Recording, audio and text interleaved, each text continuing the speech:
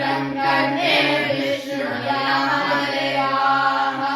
भद्रं पश्येमाशभिर्यजत्राः स्थिरैरङ्गैः सुष्ठुवागुंसस्तनूभिः यशेम देवहितं यदायुः स्वस्ति न इन्द्रो वृद्धश्रवाः स्वस्ति नः पूषा विश्ववेदाः स्वस्ति नस्ताक्ष्यो अरिष्टनेमिः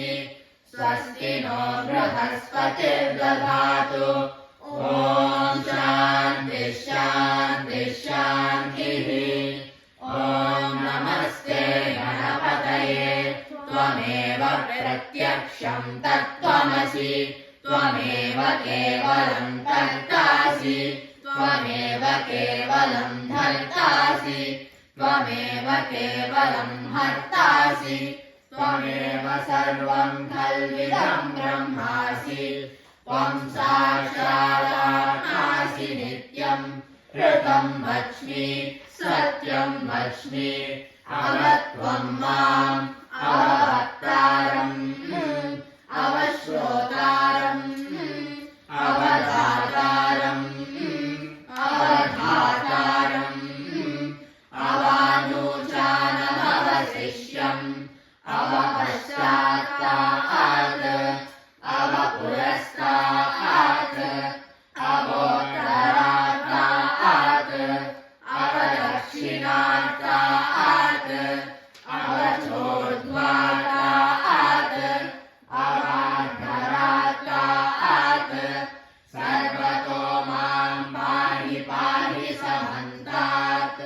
त्वं वाङ्मयस्त्वं चिन्मयः त्वमानन्दमयस्त्वं ब्रह्ममयः त्वं सच्चिदानन्दाद्वितीयोऽसि त्वं प्रत्यक्षं ब्रह्मासि त्वं ज्ञानमयो विज्ञानमयोऽसि सर्वं जगदिदं त्वत्तो जायते सर्वं जगदिदं त्वत्तस्तिष्ठति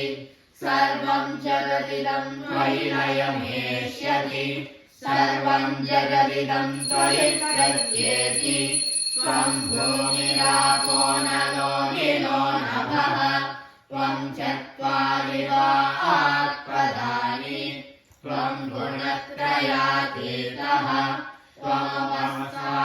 त्वमवस्थात्रयातीतः त्वं देहत्रयातीतः त्वं कालत्रयातीतः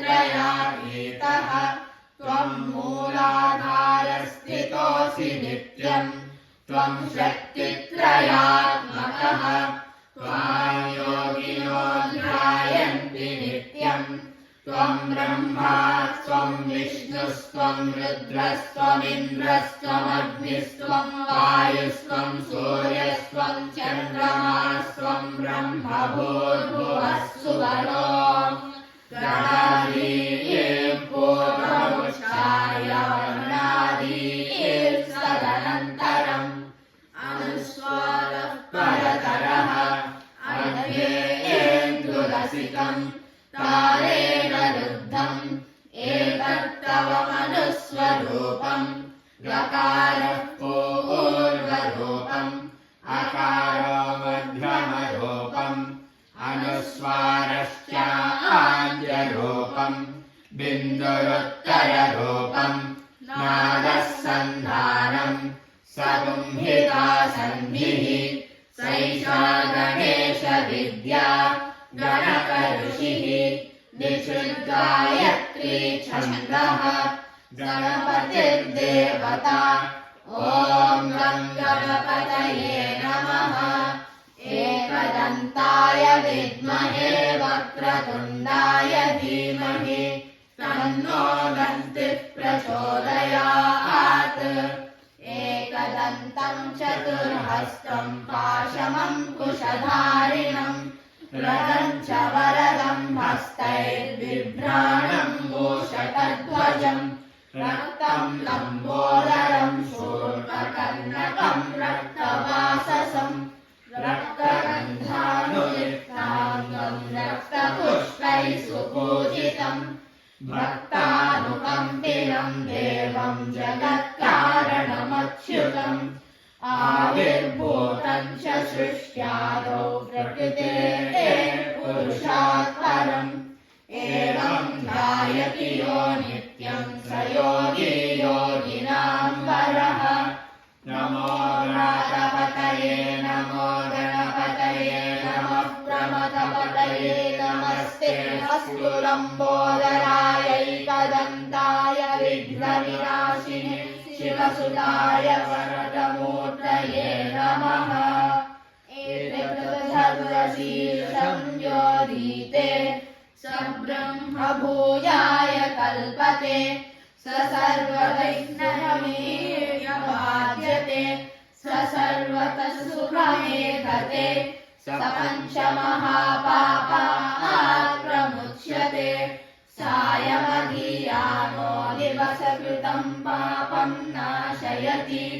प्रातरधियानो रात्रिकृतं पापं नाशयति सायं प्रातः प्रयुञ्जानो पापो भवति सर्वत्राधीयानो प्रविघ्नो भवति धर्मार्थकाममोक्षं च विन्दति इदमथर्वशीर्षवशिष्याय न देयम् यो यदि मोहात् दास्यति स पापीयान् भवति सहस्रवर्तनाद्यं यं काममधीते तं दमनेन साधयेत् अनेन गणपतिमभिषिञ्चति स वाग्मी भवति चतुर्ध्यामनश्नं जपति स्वविद्यावान् भवति इत्यगर्वणवाक्यम् ब्रह्माद्यावरणं विद्यान्न विवेति कदाचनेति यो पूर्वाङ्कुरैर्यजति स्ववैश्रवणोपमो भवति यो राज्यैर्यजति स यशोवान् भवति स मेधावान् भवति यो मोदकसहस्रेण यजति स वाञ्छितफलमाप्नोति यजति स सर्वं लभते अष्टौ ब्राह्मणान् सम्यग् ग्राहयित्वा सूर्यवर्चस्वी भवति सूर्यग्रहे महानद्यां प्रतिमासन्निधौ वा जप्त्वा सिद्धमन्त्रो भवति महाविघ्नात् प्रमुच्यते महादोषात् प्रमुच्यते महाप्रत्यवायात् प्रमुच्यते स सर्वविद्भवति य एवं वेद इत्युपनिषत् ॐ शान्ति शान्ति शान्तिः ॐ भद्रं कर्णेभिः शृणुयाम देवाः भद्रं पश्येमाक्षभिर्यजत्राः स्थिरैरङ्गैः सुष्ठुवागुंसस्तनूभिः व्यशेम देवहितं यदायुः स्वस्ति न इन्द्रो वृद्धश्रवाः स्वस्ति नः पूषा विश्ववेदाः स्वस्ति नस्तार्क्ष्यो अरिष्टनेमिः स्वस्ति नो बृहस्पतिर्दधातु ॐ शान्ति